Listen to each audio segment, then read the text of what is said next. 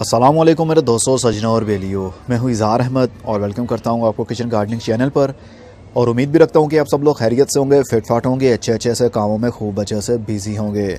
आज मैं सोच रहा हूँ कई सालों के बाद अपनी इस क्यारी को खूबसूरत बना लिया जाए। मतलब इसकी आउटलुक हमें कुछ खूबसूरत नहीं दिखती।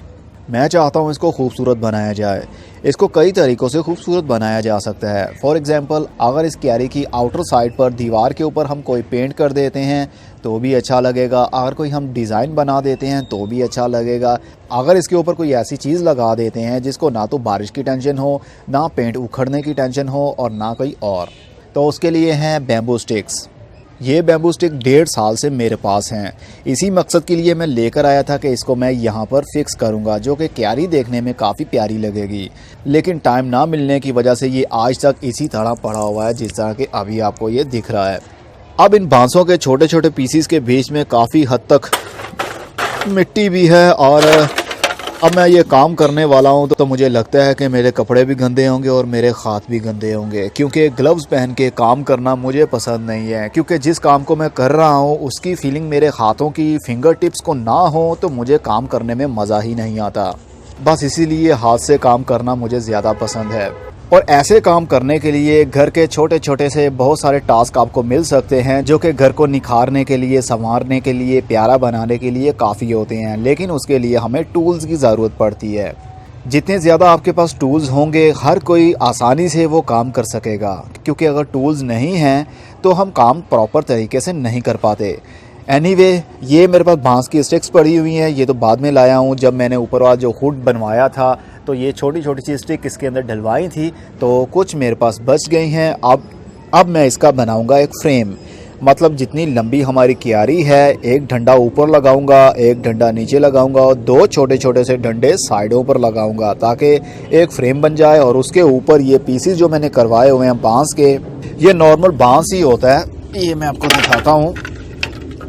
ये नॉर्मल बांस ही है, लेकिन इसको मैंने बीच में से 2 हिस्से करवा लिए ताकि हमारा इस तरह आसानी से लग सके। अब तो ये काफ़ी गंदे हो गए हैं, नहीं तो ये ब्राउन ब्राउन से काफ़ी खूबसूरत लगते थे। कोई बात नहीं, जब ये फिक्स हो जाएंगे दोबारा से ये प्यारे लगेंगे।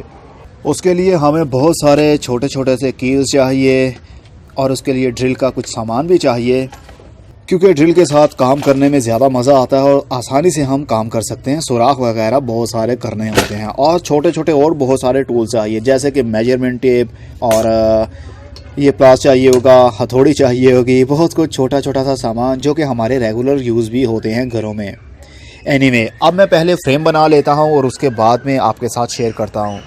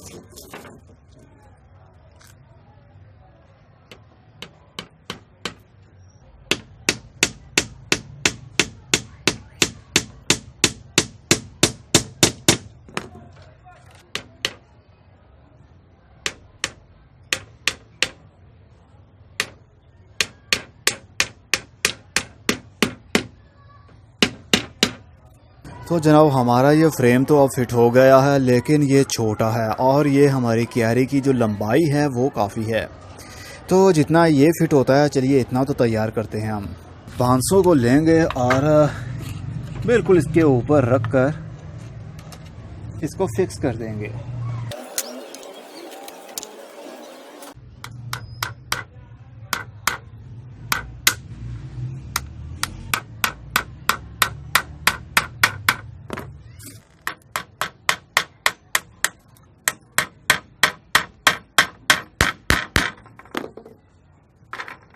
लीजिए जनाब, हमारा काम ये कंप्लीट हो गया है, लेकिन मैंने अभी इसको फिक्स नहीं किया है। ये यहाँ तक जो आपको अलग सा पार्ट एक दिख रहा है वो अलग से बनाना पड़ा मुझे, क्योंकि इतनी लंबी स्टिक्स नहीं थी मेरे पास, जिस वजह से एक टुकड़ा बनाना पड़ा, मतलब एक पीस अलग है। और इसके ऊपर मैंने पानी का शावर करके अच्छे तरीके से कपड़े से साफ़ कर दिया, ताकि जितनी भी 1.5 साल की डस्ट थी वो सारी की सारी साफ़ हो जाए। और अब सूरज भी ढल चुका है, अंधेरा छा रहा है और मैं भी काफ़ी थक गया हूँ, क्योंकि ऐसे कामों में काफ़ी टाइम लगता है। अभी किसी और काम भी जाना है मैंने, तो अब मैं वहाँ जाता हूँ और अब मिलते हैं सुबह के टाइम में। तब तक ये पानी भी सारा खुश्क हो जाएगा और हमारे काम करने में आसानी रहेगी। तो जनाब सुबह भी हो गई है और पानी भी खुश्क हो गया है। थोड़ा सा पानी अभी भी रह गया है, क्योंकि सर्दी के दिन है और सर्दी के दिनों में काफ़ी अच्छा भी रहता है और काफ़ी प्रॉब्लम भी होती है। अच्छा ये है कि जितना मर्ज़ी काम कर लिया जाए पसीना नहीं निकलता, बॉडी काफ़ी हद तक एक्टिव रहती है। और प्रॉब्लम ये है कि ठंडे पानी को हाथ लगाने को जी नहीं चाहता। तो ये तो एक हकीकत है। और चलिए अब देखते हैं, ये वाला हमारा फ्रेम भी अच्छा बन गया और उसके ऊपर जब बांसों का एक फ्रेम बना, डाई बनी, तो ये काफ़ी मज़बूत हो गया। अब हम इसको लगाएंगे और लगाने का बहुत आसान तरीका ये होगा कि हम ड्रिल से एक ऊपर सुराख करेंगे और एक नीचे करेंगे। पहले इस वाले फ्रेम को लगाएंगे यहाँ पर और उसके बाद में इस वाले को भी इसी तरह लगाएंगे। एक सुराख इधर, एक नीचे और एक दो इस साइड पर। 4 पेच हम लगाएंगे और 4 पेचों से ही ये फिक्स हो जाएगा अपनी जगह पर, क्योंकि इसके ऊपर कौन सा हमें वज़न डालना है या इनके ऊपर चढ़ना है जो बहुत ज़्यादा मजबूती होनी चाहिए। सिर्फ हम अपनी कैरी को खूबसूरत बनाने के लिए ये सब कर रहे हैं।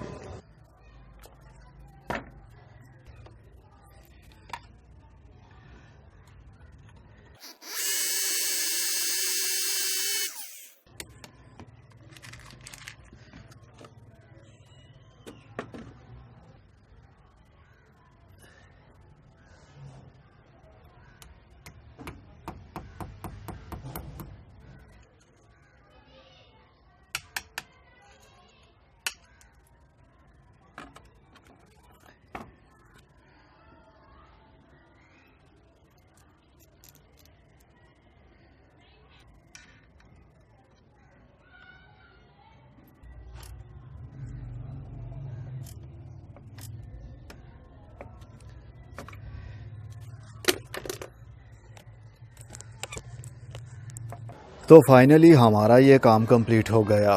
खुद काम करके जो मज़ा आता है वो किसी से करवाने में नहीं आता, चाहे हम एक्सपर्ट हों या ना हो, लेकिन अपने हाथ से किया हुआ काम हमें ज़्यादा तसल्ली बख्श लगता है। एकदम तसल्ली हो जाती है जिस तरह हमने बहुत ही मजबूती से अपना काम किया। अगर किसी से काम करवाते हैं तो दिल में ये हर वक्त डाउट रहता है कि क्या ये काम मजबूत था, क्या इसमें कोई गलती तो नहीं हुई। लेकिन जो हमने काम किया होता है हमें पता होता है हमने क्या गलती की है, क्या वीकनेस है, किस जगह पर ठीक है और किस जगह पर गलत। लेकिन ये तो 100% ही सही है। बिल्कुल मैंने ज़मीन के साथ मतलब फ़र्श के साथ नहीं लगाया इसको, ताकि पानी लगने की वजह से वहाँ से बांस एरिया गल ना जाए। हवा की वेंटिलेशन के लिए भी जगह छोड़नी चाहिए और पानी के गुजरने के लिए भी। एनीवे, अब देखने पर क्यारी मेरी काफ़ी खूबसूरत लग रही होगी। लीजिए जनाबे वाला, पौधे भी सामने रख दिए और अब ये पड़े हुए भी प्यारे दिख रहे होंगे। हमारा ये मिशन तो हो गया कंप्लीट 1.5 साल के बाद।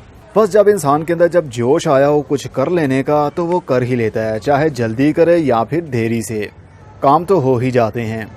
होपफुली आपको ये आइडिया अच्छा लगा होगा। आप भी ऐसा बना सकते हैं, जहाँ से बांस मिलते हैं, जहाँ से सीढ़ियाँ मिलती हैं बांस की बनी हुई, वहाँ से जाइए अपनी कैरी के साइज़ के हिसाब से। जिस तरह मेरी ये कैरी का साइज़ करीब 2 फुट था, तो मैंने 2 फुट के हिसाब से डंडे लिए, मतलब बांस लिए और उनको सेंटर में से डिवाइड करवा लिया।